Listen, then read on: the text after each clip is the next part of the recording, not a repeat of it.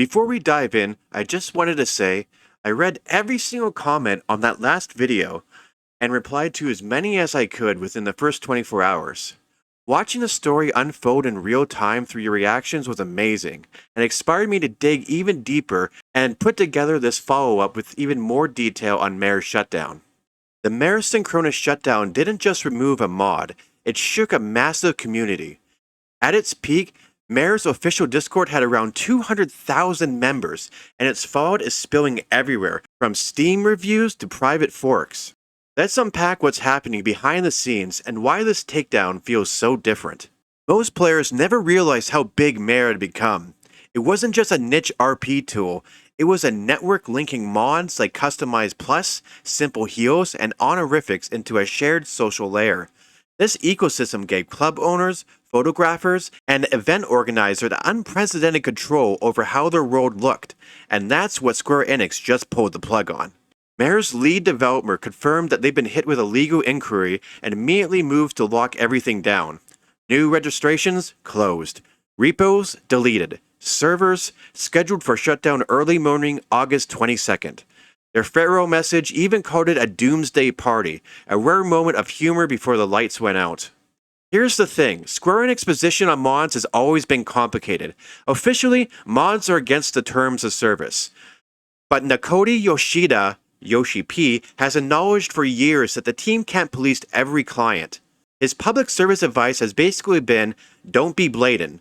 Players summarize it as, don't ask, don't tell. Use what you want quietly, but if you get caught or draw attention, they have to enforce the rules. Mare didn't stay quiet, it was everywhere.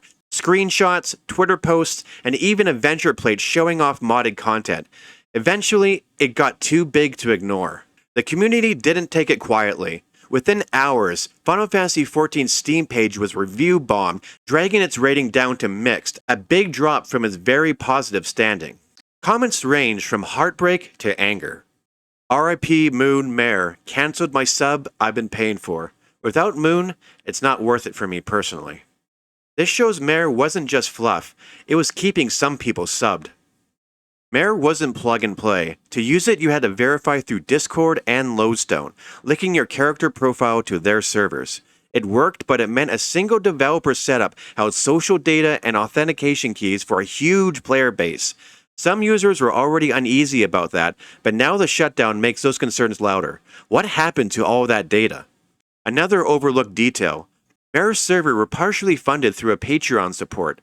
Even if the money was for upkeep, that adds a layer of legal visibility. Companies rarely ignore third-party tools that combine IP use and real money. Not every Mare-like project is gone. There's talks of forks and smaller alternatives. One called Etheirys even pitched itself to avoid Mare's verification process after a DTOS. These aren't big yet, but they show one thing. Players will keep looking for ways to share mods, even if it means going underground. If Square Enix is tightening the screws, Mare might only be the start. Other popular appearance sync or social tools could face pressure. Customized Plus and Penumbra power much of the game's cosmetic modding. Smaller sync servers like honorific or niche RP plugins could get extra scrutiny. Nothing's confirmed, but the pattern is clear. Anything that moves game data outside of Square Enix's servers or links accounts is a potential target. Other MMOs have found ways of supporting modding safely. World of Warcraft introduced an official API letting players create UI mods, skins, and even RP tools without touching game files. Elder Scrolls Online has curated add-on ecosystems and clear guidelines to keep things safe. Square Enix could take notes, create a controlled read-only cosmetic layer or a verified plugin channel so players could share appearances without risking privacy or security. That could turn a legal headache into a community feature and keep subscribers happy instead of frustrated. Mare's Shutdown isn't just about mods. It's about control, trust, and how the game handles a player base that wants more than just a default. Whether you agree with Square Enix or not, this story proves one thing. The modding community is massive, creative, and too passionate to disappear quietly. The question is, will Square Enix embrace that energy or keep fighting it? And who will be next? And just like last time, I'll be in the comments reading every single one, and I'll make sure for the first 24 hours I'll respond to every single one of your comments. Your takes are what make the last video so special, so keep them coming. I'll be watching. Also, I've been thinking of covering the Advanced Combat Tracker on Final Fantasy XIV next.